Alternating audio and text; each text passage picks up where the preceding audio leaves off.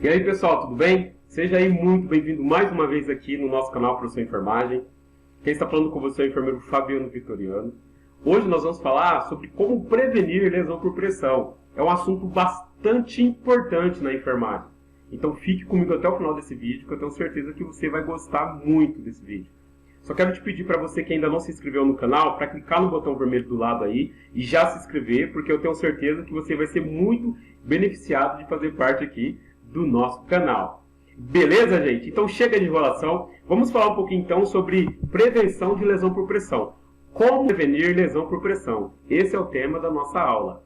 Nós temos alguns fatores de risco para a lesão por pressão, como mobilidade e atividade, alterações nutricionais, percepção sensorial, a perfusão inadequada, umidade, idade avançada dos pacientes com lesão por pressão. Cada item desse nós encontramos muito bem definido na escala que nós chamamos de escala de Braden. Eu vou falar um pouquinho de cada item desse e depois eu vou falar para você sobre o que nós vamos fazer para prevenir a lesão por pressão. Quando nós falamos de mobilidade e atividade, nós estamos relacionando ao paciente que ele tem pouca mobilidade no leito e que ele tem pouca atividade. O paciente que ele não consegue se movimentar muito. Quanto mais nós fazemos a mudança de decúbito, nós movimentamos o nosso paciente, menor é o risco dele apresentar lesão por pressão. E existem algumas patologias que acabam causando um certo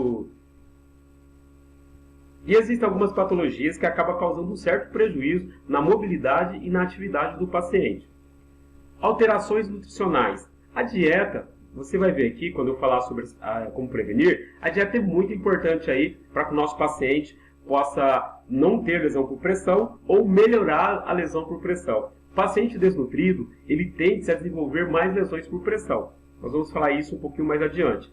Percepção sensorial. O paciente, principalmente diabético, ele tem pouca percepção sensorial. E pacientes também com trauma raquimedular, pacientes com AVC isquêmico ou hemorrágico, que teve alguma sequela neurológica, a percepção sensorial dele fica diminuída. Pacientes com sedação. Então, esses pacientes são pacientes de alto risco para lesão por pressão. Então, a gente precisa ficar mais atento com esses pacientes para poder estar realizando as mudanças de decúbito e as prevenções necessárias. Perfusão inadequada. Por que ocorre a lesão por pressão?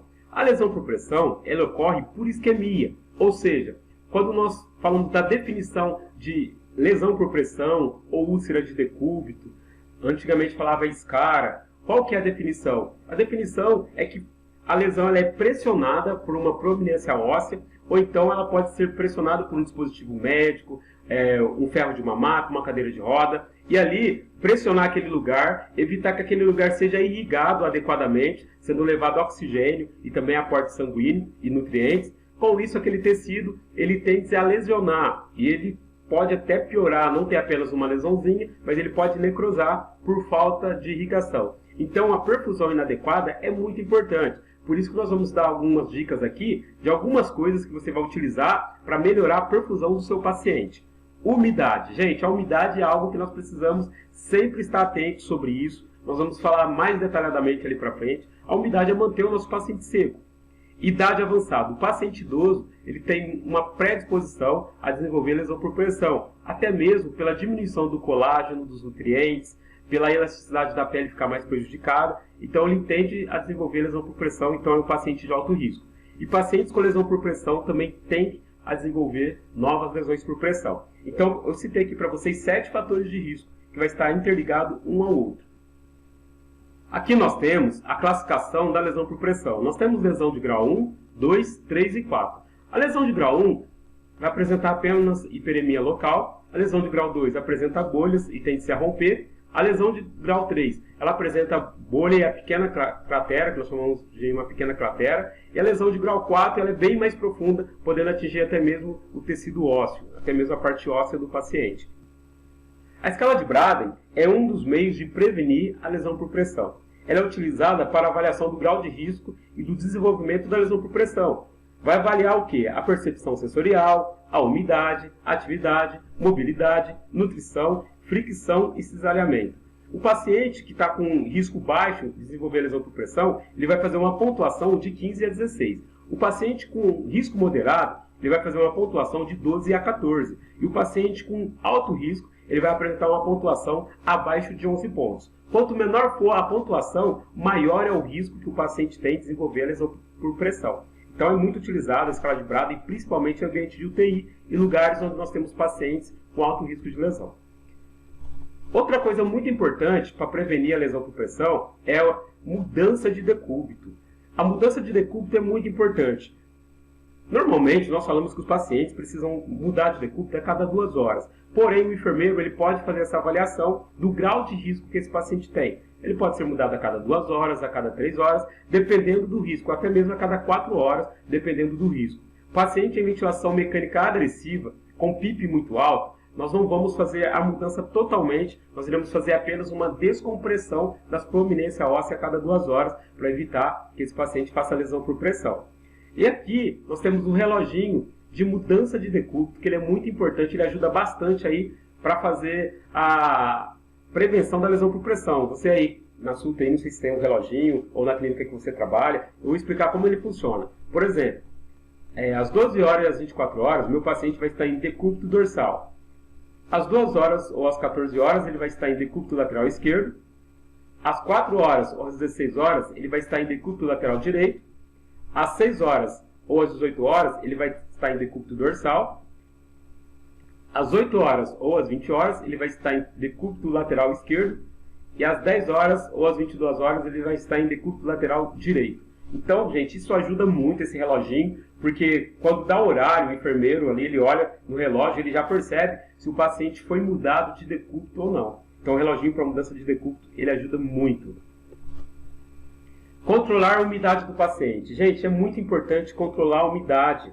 Eu já vi situações que as pessoas colocam 2, 3 fraldas no paciente. Isso não pode. Elas colocam para demorar um tempo maior para fazer a troca. Gente, isso é criminoso. O paciente ele precisa ter apenas uma fralda. Sujou, encharcou, ele precisa ser trocado. Eu sei que o serviço é puxado, eu sei que às vezes você está com muito paciente, mas não faça isso. Coloque no máximo uma fralda no seu paciente. 2, 3 fraldas, isso é prejudicial. Ele vai ficar por mais tempo úmido e com isso ele vai ter mais risco para lesão por pressão e também para dermatites, assaduras. Não faça isso. Aí nós temos outros meios também de prevenção, como coberturas de espumas. Você pode usar ali placa de hidrocoloide, cobertura de espuma para prevenir lesão por pressão. Lembrando, gente, que hoje usa pouco a placa de hidrocoloide, porque tem pessoas que acham que se colocar placa de hidrocoloide não precisa virar o paciente. Mesmo ele com a placa, ele precisa ser mudado de decúbito, porque senão ele abre lesão. Então a equipe tem que ter muita consciência e ficar muito atento a isso. Outra coisa também importante é um colchão caixa de ovo, que é esse colchão aqui. Esse colchão caixa de ovo, o que vai acontecer? Ele ajuda a melhorar a circulação do paciente, por ele ter essas ondinhas aqui. Então vai ajudar na circulação sanguínea e com isso vai evitar lesão. Mas mesmo com colchão caixa de ovo, precisa fazer mudança de decúbito.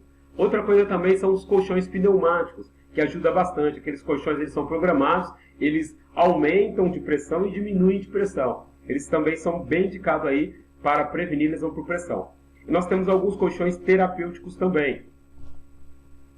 Outra coisa bastante importante é a nutrição adequada. Gente, o paciente, para ele prevenir úlcera e também para curar da úlcera, ele precisa ter uma alimentação adequada. Uma dieta hiperproteica é ideal para esses pacientes. Lembrando que a dieta hiperproteica ela não é indicada para pacientes com insuficiência renal crônica.